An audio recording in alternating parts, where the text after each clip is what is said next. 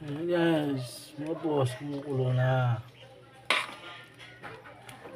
Lagyan ko na po yan ng bagoong kanina. Hindi lang po yun yung nakita. So lalagay na natin itong pinirin na rin sila. Ulo.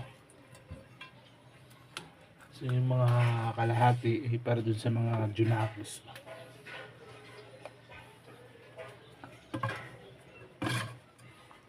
So yan.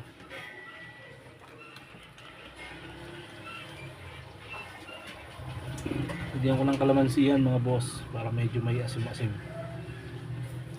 Lagay na natin yung saluyot.